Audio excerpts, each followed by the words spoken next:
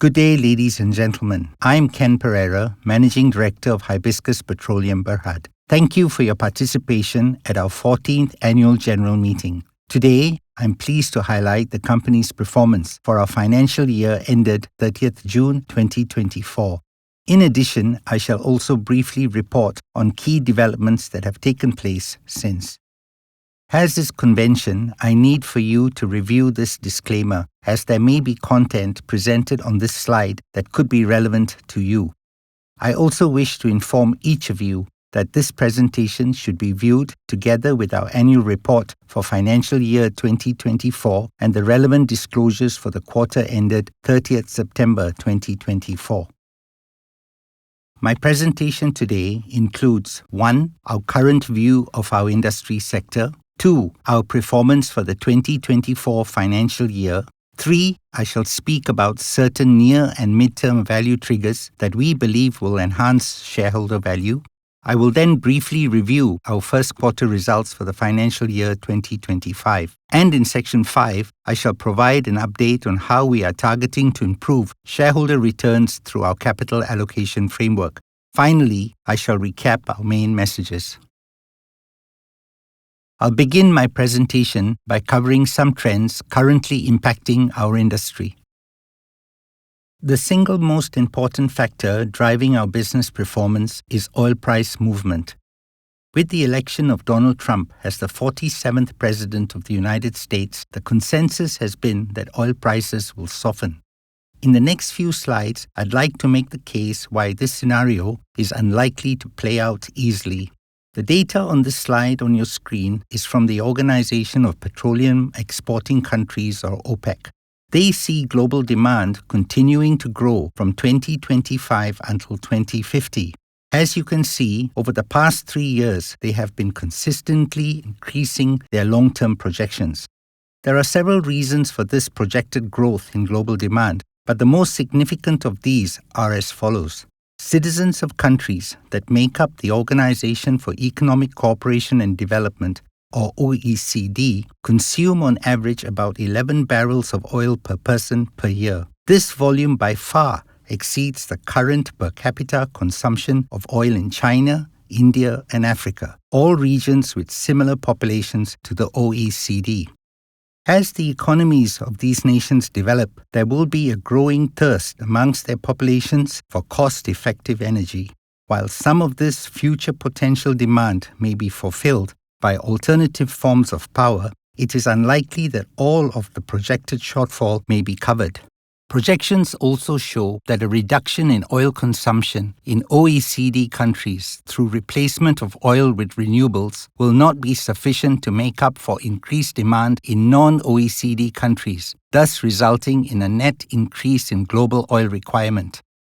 Further convincing data covering the oil demand-supply gap was published by Standard Chartered Bank and the Joint Organizations Data Initiative, or JODI, as recently as 19th November 2024. This report stated that global oil demand in September 2024 averaged just over 103 million barrels per day.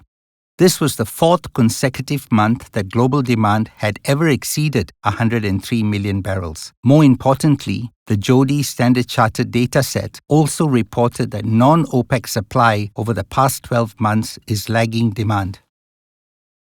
Whilst we have shown in the previous slide that global demand for oil will continue to be strong, the signals are that supply is not likely to grow in tandem. As shown in this slide, conventional oil production has been flat for the past 15 years, and demand growth for oil has been largely fulfilled by American unconventional producers. In fact, in 2023, U.S. oil producers, both conventional and unconventional, contributed about 13% of global oil production. Saudi Arabia, on the other hand, delivered 9.7%. Notwithstanding these metrics, the reality is that American producers are gradually exhausting supply from their Tier 1 producer wells and are now exploiting less productive Tier 2 opportunities. Couple this with the fact that the large independents are currently prioritizing shareholder returns through share buybacks and dividend payouts, and the international banking community being increasingly reluctant to lend to oil and gas companies leaves less free cash for reinvestment. It should also be noted that President-elect Trump has picked U.S. Senator Marco Rubio for the position of Secretary of State. His appointment could signal stricter enforcement of oil sanctions on Iran and Venezuela, thus causing oil prices to track higher. Concerns over the curtailment of Iranian supply are real and present. As recently as 21st November 2024, the board of the International Atomic Agency, the United Nations nuclear watchdog, issued a second resolution seriously criticizing Iran for poor cooperation. It should be noted that Iran sells about 1.3 million barrels of oil per day, and imposition of sanctions by a Trump administration would cause tightness in oil supply. Renewables have also been unable to keep up with the growth in global energy demand, despite the vast amount invested in this area since 2004. There has been some discussion that Saudi Aramco may attempt to capture more market share by significantly dropping oil prices to challenge U.S. shale producers. Our belief is that this scenario is unlikely. Since 2014, when Saudi Arabia attempted to challenge U.S. shale producers, the impact on their finances has been profound. Engaging in an oil price war resulted in substantial budget deficits, which have persisted for several years, as shown in the chart on the slide. It is thus unlikely that Saudi Arabia would elect to repeat this strategy. It is also important to note that in 2024, Saudi Aramco found itself in a net debt position for the first time. This financial strain, driven by the need to meet domestic capital expenditure requirements and honor dividend commitments to the state, leads us to believe that OPEC will continue to manage production quotas as Saudi Arabia is pressured to maintain higher oil prices. In summary, for various reasons, the data triangulates to an oil demand-supply gap that is projected to be building. In this slide, energy consulting firm Rystad Energy forecasts various scenarios, taking into account energy transition objectives. They claim that in a demand-based case, where a global temperature rise is maintained to a level of around 1.9 degrees Celsius, projects delivering a cumulative of 550 billion barrels of oil would need to be sanctioned up to 2050 to meet expected demand. Even if a more aggressive temperature target of 1.6 degrees Celsius is achieved, there would still remain a significant supply shortfall. A similar challenge exists for global gas supply, where projected shortfalls are also evident. Earlier this year, the CFO of Saudi Aramco highlighted another metric, commenting that to counteract the natural decline of oil fields globally, the world would need to discover production with a capacity equivalent to another Saudi Arabia every 2 years. The data I've presented in this and the prior slides then prompts the question as to why oil prices are not consistently much higher. Market analysts believe that oil prices are being strongly influenced by oil traders, firmly believing that OPEC can make up any future daily shortfalls by relaxing the oil production quotas which they have imposed on their member states. The question then becomes if this assumption is entirely correct.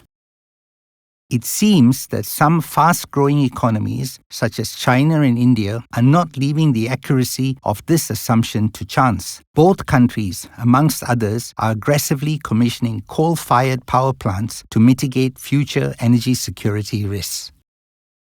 For the next section of my presentation, I intend to cover the financial performance of the group for the year ended 30th June 2024. We generated a revenue of over 2 billion ringgit for the second consecutive year on the back of higher sales volumes and relatively high oil and gas prices. In tandem, our earnings before interest, taxes, depreciation, and amortization, or EBITDA, surpassed 1 billion ringgit for the third consecutive year. Our profit after taxation and earnings per share also rose by 17% year-on-year. We believe our audited financial statements for the financial year 2024 reflect both prudence and resilience. As may be seen, we are delivering strong operating cash flows whilst maintaining a relatively low gross gearing ratio. Based on metrics from our audited balance sheet, our net assets per share as of 30th June 2024 stood at 3 ringgit 88 sen. In addition, we have in place unutilized debt facilities, providing us further financial and business flexibility. From an operations perspective, the group achieved a 4% increase in net production in financial year 2024, delivering almost 21,000 barrels of oil equivalent per day, driven by efficient operational performance. We also delivered a 15% increase in net oil and condensate sales when compared to our financial year 2023 performance. Net gas sales also grew, albeit at a more modest 2%. From a geographic perspective, Malaysia accounted for almost 90% of our net production and sales volumes. When we are recognized with awards, it is a reflection of our overall operational performance. For the financial year 2024, we received 20 awards and recognitions for safety and project delivery, underscoring our commitment to excellence in operations. In the financial year, almost 10 million man-hours of work activity were expended across the group, with our safety performance scorecard shown on the screen.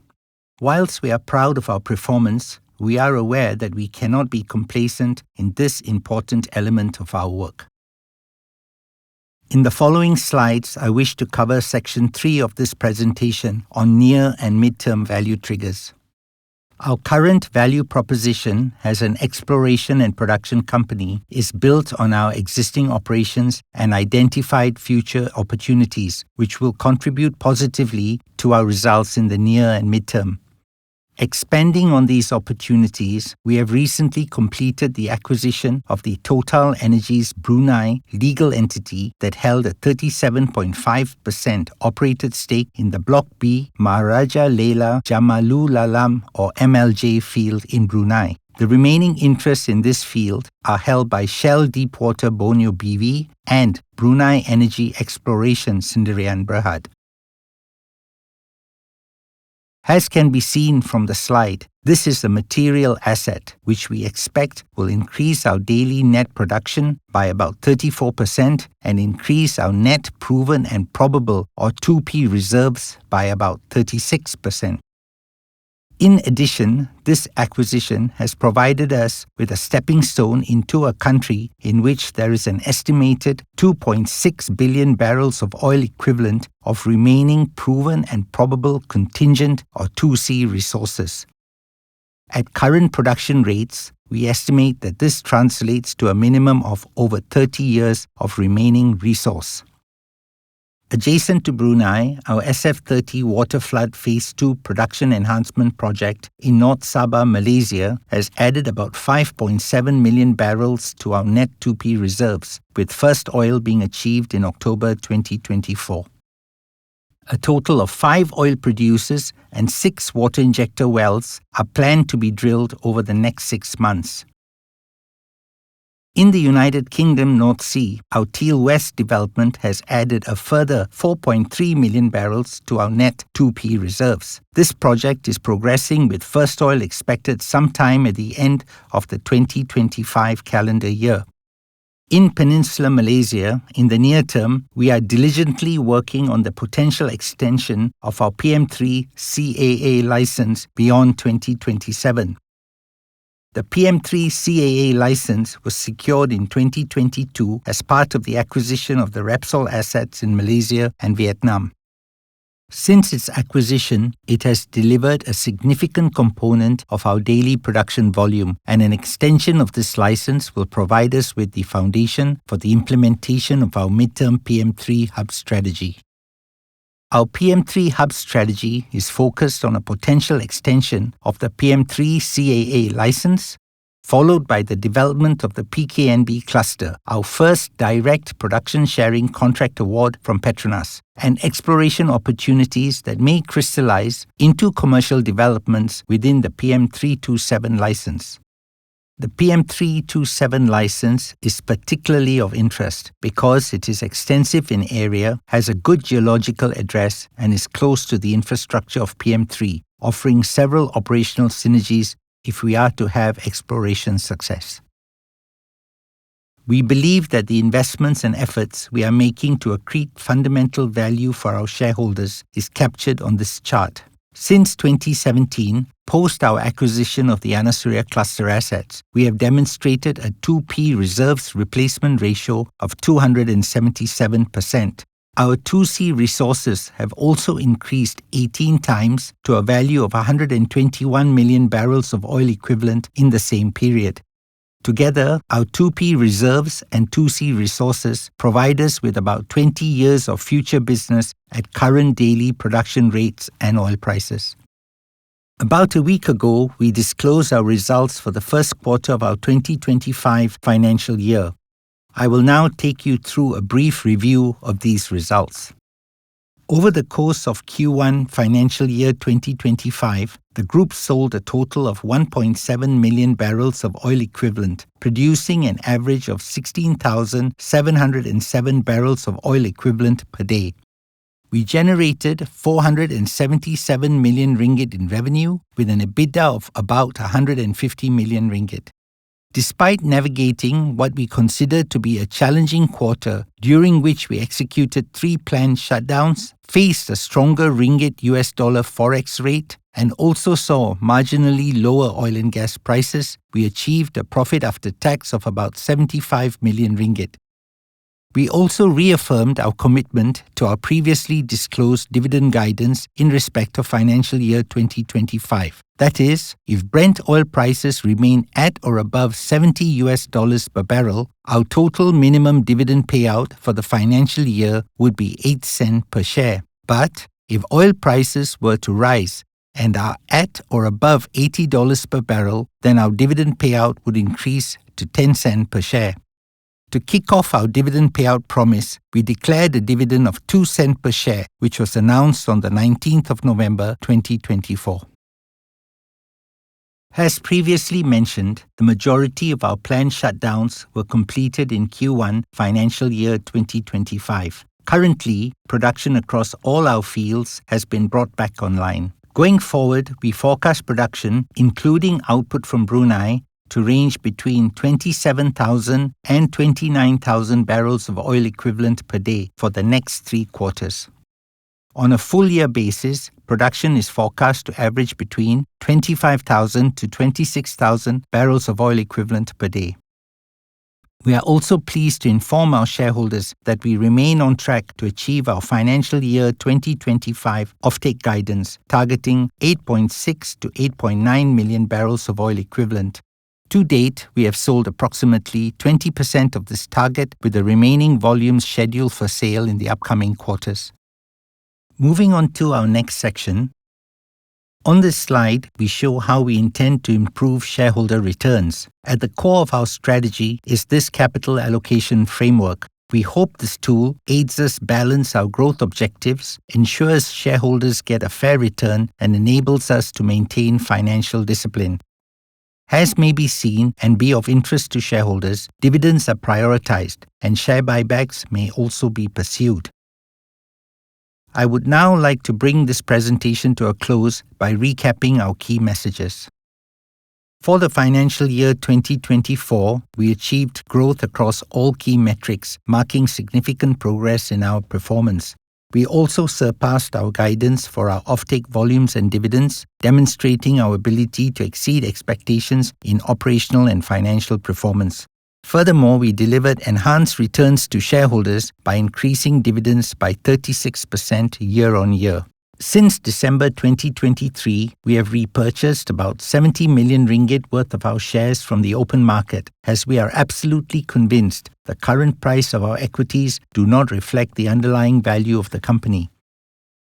As may be seen on this slide, across all our assets, we continue to create further value through the projects and opportunities that we are pursuing with the ultimate aim of building our business fundamentals. We believe that our industry has a long-term future, and a company of our profile has an important role to play in this sector and in this region over the coming years.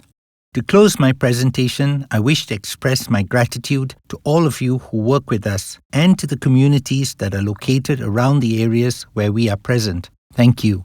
To our business partners and regulators, some of whom are featured on this slide, our most sincere thanks as well. And finally, we would like to extend our sincere appreciation and thanks to our shareholders. Your trust and support have been instrumental in our growth story. We look forward to achieving continued success together in the year ahead and onwards. Thank you.